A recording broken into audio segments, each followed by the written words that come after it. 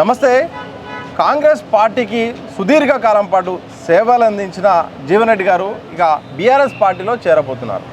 కేసీఆర్ని కలిశారు. అలాగే ఇక దేవుడి యొక్క అదృష్టం ఉందంటుంది, అందుకోసమే మిమ్మల్ని కలిసే ఒక అవకాశం దొరికిందని కూడా ఆయన వ్యాఖ్యలు చేశారు. ఇదే సందర్భంలో కాంగ్రెస్ను దృష్టిలో పెట్టుకొని కొన్ని వ్యాఖ్యలు చేశారు. మరి బీఆర్ఎస్లో చేరబోతున్న సీనియర్ రాజకీయ నాయకులు జీవన్ రెడ్డి గారిపై కాంగ్రెస్ ఎలా చూస్తుందో తెలుసుకునే ప్రయత్నం చేద్దాం. మనతో పాటు చెనగాని దయాకర్ గారు ఉన్నారు, టీపీసీసీ జనరల్ సెక్రటరీ. నమస్తే అన్న.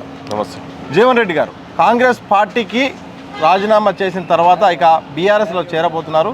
ఎట్లా చూస్తుంది కాంగ్రెస్ పార్టీ? జీవన్ రెడ్డి గారికి గొప్ప అవకాశాలు ఇచ్చింది. 14 సార్లు బీఫామ్లు ఇచ్చింది. ఎమ్మెల్యే ఓడిపోతే ఎంపీగా పోటీ చేసే అవకాశం ఇచ్చింది. ఎమ్మెల్సీగా పోటీ చేసే అవకాశం ఇచ్చి గెలిపించింది. ఇట్లా ఇన్ని రకాల అవకాశాలు ఇచ్చినా కూడా 75 ఏళ్ళ వయసులో అతను ఇంకా సాటిస్ఫై కాక ఇంకా అతను మళ్ళీ ఏదైతే అవినీతి పార్టీ ఏదైతే కేసీఆర్ మీద దుమ్మెత్తి పోసిండో మళ్ళీ వాళ్ళ దగ్గరికే పోయి పదవుల కోసం మోకరిల్లే పరిస్థితి కనపడడాన్ని చాలా సిగ్గుగా చూస్తూ ఉన్నాం. ఎందుకంటే ఇవాళ జానారెడ్డి గారు ఉన్నారు, చాలామంది అనేక మంది సీనియర్ నాయకులు ఉన్నారు. గతంలో మనం డి శ్రీనివాస్ పోయి పాశ్చాత్యపడ్డాడు. నేను చచ్చినా కూడా నా మీద కాంగ్రెస్ కండువనే ఉండాలని డి శ్రీనివాస్ గారు అన్నారు. అతను అలాంటి కమిట్మెంట్ నాయకులు చూసి బుద్ధి తెచ్చుకోవాలి. పొన్నాల లక్ష్మయ్యకు పెట్టిన గతే జీవన్ రెడ్డి గారికి పడుతుంది. పొన్నాల లక్ష్మయ్య పిసిసి మాజీ అధ్యక్షుడు. అలాంటి నాయకుడు పోయిన తర్వాత ఆయనకు ఒక ఎంపీ లేదు, ఎమ్మెల్సీ లేదు, ఎమ్మెల్యే టికెట్ లేదు, కనుమరుగైపోయారు. కాబట్టి జీవన్ రెడ్డి కూడా 3 నెలల మురిపం లాగానే అయిపోతుంది. ఇవాళ 4 రోజులు కొత్తగా ఫామ్ హౌస్ పోయింది కాబట్టి 4 రోజులు మీడియాలో కనపడతాడు తప్ప మళ్ళీ ఏదో 6వ రోజు నుంచి అతను కూడా పాశ్చాత్యమై అనవసరంగా తప్పును కూడా ఆత్మపరిశీలన చేసుకుంటాడు. చేసిన తప్పుకు పాశ్చాత్యపడతాడు ఆయన కూడా. రేవంత్ పాలన పోవాలి, కేసీఆర్ పాలన రావాలంటూ కూడా ఆయన స్లోగన్ ఇస్తున్నారు. రేవంత్ రెడ్డి గారు మళ్ళీ 2029లో కాంగ్రెస్ పార్టీ అధికారం రాబోతా ఉంది. పిసిసి మహేష్ గౌడ్ గారి నాయకత్వంలో రేవంత్ రెడ్డి గారి సారథ్యంలో ఇద్దరు కలిసి ఏదైతే ఉందో ఆ కలయికతోనే మళ్ళీ తిరిగి అధికారం రాబోతాను. దాంట్లో సంకేతం ఏం లేదు, సందేహం ఏం లేదు. బీఆర్ఎస్ పార్టీకి అధికారం అనేది పగటి కళ మాత్రమే.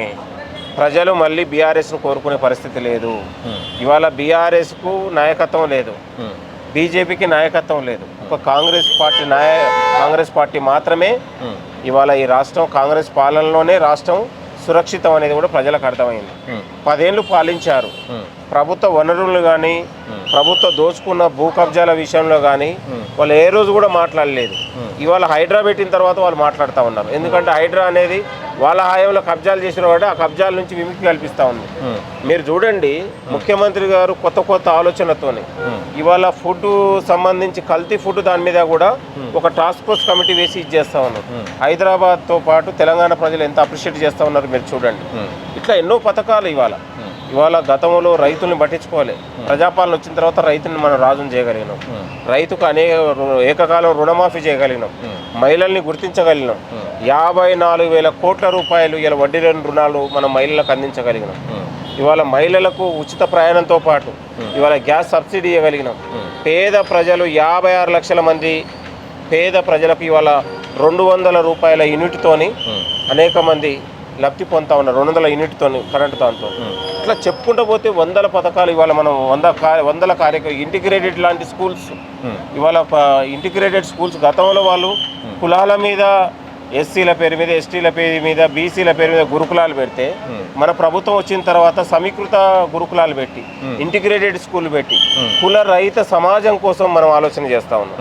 అంటే ఇవన్నీ జీవన్ రెడ్డి లాంటి వాళ్ళు కూడా అర్థం చేసుకోకపోతే ఎట్లా అండి? కాబట్టి జీవన్ రెడ్డి గారికి తెలుసు 10 ఏళ్లలో తెలంగాణ ఎంత విధ్వంసం అయింది, తెలంగాణను ఎంత పెద్ద దోచుకున్నారనే విషయం జీవన్ రెడ్డి గారికి తెలుసు. ఈ నెల 20వ తారీఖున జగిత్యాల జైత్యయాత్ర పేరుతో ఇక మాజీ సీఎం కేసీఆర్ కూడా సభకు రాబోతున్నారట. ఒకనాడు జగిత్యాల జైత్యయాత్ర ఎట్లా నడిచిందో ఆ తరహాలో ఈసారి కూడా సభ ఉండబోతుంది. దాంతోపాటు బీఆర్ఎస్కి పునర్వైభవం రాబోతున్నాయి. జీవన్ రెడ్డితో కూడా ఒక ప్రచారం చేస్తున్నారు బీఆర్ఎస్. 75 ఏళ్ళ ఉర్దూతో ఏం జైత్యయాత్ర చేస్తారండి? 75 ఏళ్ళ వృద్ధుడితో ఏం జైత్యయాత్ర చేస్తారు? మీరు ఆలోచన చేయండి. ఇవాళ ప్రజలందరూ మాతోనే ఉన్నారు.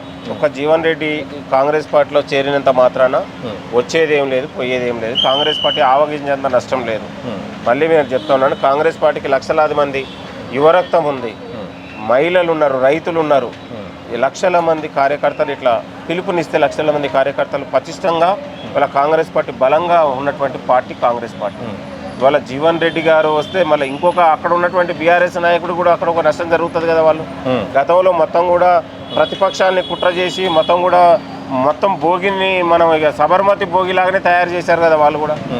కాబట్టి జీవన్ రెడ్డి గారి వల్ల ఆవగించేంత నష్టం లేదు. జీవన్ రెడ్డి లాంటి వాళ్ళు వస్తారు, వేలాది మంది జీవన్ రెడ్డిని కాంగ్రెస్ పార్టీ తయారు చేస్తారు. కాకపోతే మాకే సిగ్గు అనిపిస్తూ ఉంది. 75 ఏళ్ల వయసులో ఇంకా పదవుల కోసం ఆరాటం ఏంది? ఎంతోమంది కార్యకర్తలు పదవుల గురించి కాదని ఆరాటం, ఆత్మగౌరవం గురించి. నేను చాలా ఆత్మగౌరవం లేదు కాంగ్రెస్ పార్టీలో, అవమానంతో ఈరోజు నేను పార్టీలో ప్రతిపక్ష పార్టీలో చేరుతున్నా తప్ప అధికార పార్టీలో కాదు, అర్థం చేసుకోండి అని చెప్తున్నాను. ఇప్పుడు ఆయన కార్యకర్తల పదవుల కోసం కొట్లాడలే. ఆయన ఆత్మగౌరవం అంటే ఏంది? పదవి ద్వారానే కదా ఆత్మగౌరవం. ఇంకేమైనా ఉందా? జీవన్ రెడ్డి గారికి పదవి ద్వారానే కదా ఇస్తే, మంత్రి పదవిని ఇవ్వండి, రాజ్యసభని ఇవ్వండి, వీటి మీదనే కదా ఆయన ఆరాటం. ఇంకోటి ఏముంది చెప్పండి? ఇప్పుడు రాష్ట్రంలో అనేక మంది కార్యకర్తలు 10 ఏళ్లలో అరెస్టులు, జైలు, కేసులు పెట్టుకొని, తలలు బలగొట్టుకొని, చేతులు పోయి కాలు పోయి అనేక మంది ఉన్నారు. మరి వాళ్ళ గురించి ఏ రోజు మాట్లాడలేదు. ఆయన ఒక్కని గురించే మాట్లాడుకుంటారు కదా.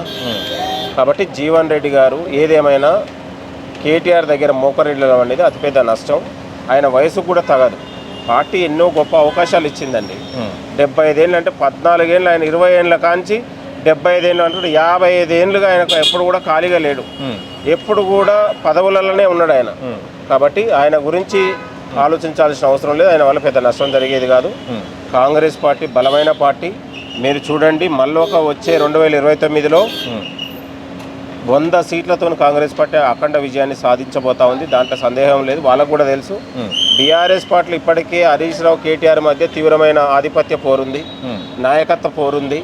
వాళ్ళ మధ్యలో పోయి ఈయన సందిట సడేమియాలాగా చేసేది కూడా ఏముండదు. హరీష్ రావు, కేటీఆర్ ఎలక్షన్ల ముందే బజార్ల రోడ్ల మీద పడి కొట్లాడుకునే పరిస్థితి కనపడుతుంది. ఆయన అనుచరులు, ఈయన అనుచరులు తీవ్ర స్థాయిలో ఉన్నారు. కడుపులో కత్తులు పెట్టుకొని కేవలం ప్రజల కోసం నటిస్తూ ఉన్నారు వాళ్ళు. మీ అందరూ కూడా చూస్తూ ఉన్నారు హరీష్ రావుకు ఎంత పబ్లిసిటీ పిచ్చిందో, కేటీఆర్కి ఎట్లా ఉందో. వాళ్ళ ఆధిపత్య పోరు కనపడతా ఉంది. కాబట్టి తెలంగాణ ప్రజలు అన్నీ గమనిస్తూ ఉన్నారు. ఇంకా ఉన్నటువంటి అవినీతి పార్టీ దగ్గర, ఇలా అక్రమాలు చేసి లక్షల కోట్లు దోచుకున్నటువంటి పార్టీ దగ్గర పోయి జీవన్ రెడ్డి అంటే అందరికీ సింపతి ఏంటంటే నిజాయితీ పరుడు, రైతు నాయకుడు అనే పేరుండే. ఇక నీలాంటి వాళ్ళు కూడా పోయి వాళ్ళకి కితాబిస్తే తెలంగాణ సమాజం ఏమనుకోవాలనేది కూడా మేము ప్రశ్నిస్తూ ఉన్నాము. ఇది సరైన నిర్ణయం కాదనేది. ఇవాళ జానారెడ్డి గారు హోంమంత్రిగా చేసిండు, రాజకీయాల నుంచి గౌరవంగా తప్పుకున్నాడు. నేను రాజకీయాలుగా పోటీ చేయదలుచుకోలేదని. మళ్ళీ అలాంటి నిర్ణయాలు నువ్వు తీసుకుంటే కూడా ప్రజలు హర్షించేవాళ్ళు కదా.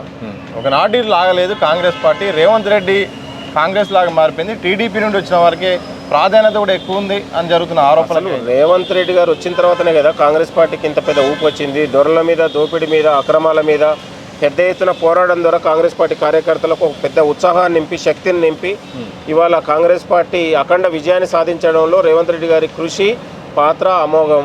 రేవంత్ రెడ్డి గారు కాంగ్రెస్ పార్టీకి ఇవాళ ఒక రైల్ ఇంజన్ లాంటోడు. కాబట్టి రేవంత్ రెడ్డి గారిని విమర్శించే నైతికత జీవన్ రెడ్డి గారు లేదు. కాబట్టి ఇది ఇవాళ కాంగ్రెస్ పార్టీ అధికారం రాకపోతే తెలంగాణ వల్లకాడయ్యేది బీఆర్ఎస్ చేతులు. తెలంగాణ మొత్తం లక్షల కోట్లు పోయి ఇవాళ 10 లక్షల కోట్లు అయ్యేది. కాబట్టి ఇవాళ దోపిడీ నుంచి, దొరల నుంచి, దోపిడీ అక్రమార్కుల నుంచి, అవినీతి నుంచి ఇవాళ విముక్తి చేసి ప్రజాపాలన తీసుకొచ్చినాం. ప్రజలకు ఇవాళ స్వేచ్ఛగా జీవించగలుగుతుంది. గతంలో మనం ఈ పరిస్థితి ఉండేనా?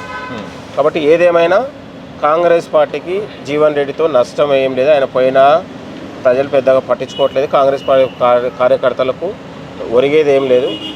వేలాది మంది సైన్యం ఉన్నటువంటి కార్యకర్తలు, పార్టీ నాయకులు బలంగా ఉన్నారు. ఆయనకు అవకాశాలు వచ్చింది, మాలాంటి వాళ్ళకు అవకాశం రాలేదు. Thank you. ఓకే, ఇది మొత్తంగా జీవన్ రెడ్డి గారికి కాంగ్రెస్ పార్టీ చేసిన నష్టమే లేదు. అన్ని అవకాశాలు కూడా ఇచ్చే 75 ఏళ్ళ వరకు ఆయన అన్ని రకాల పదవులు ఉన్నారు తప్ప ఎక్కడ ఆయన నష్టమేం లేదు. ఈరోజు పదవి లేకపోవడంతో ఇలాంటి వ్యాఖ్యలు చేస్తుంది, ఇది సరైనది కాదు. పోయిపోయి ఇంతకాలం దాకా బీఆర్ఎస్పై విమర్శలు చేసి ఈరోజు మళ్ళీ బీఆర్ఎస్ దగ్గరనే, దొరల పార్టీ దగ్గరనే చేరి ఆయన ఏం సాధిస్తారు? ఒక రకంగా కాంగ్రెస్ పార్టీకి ఇది నష్టమేం లేదు. ఆయనే ఇక భవిష్యత్తులో నష్టపోతారు.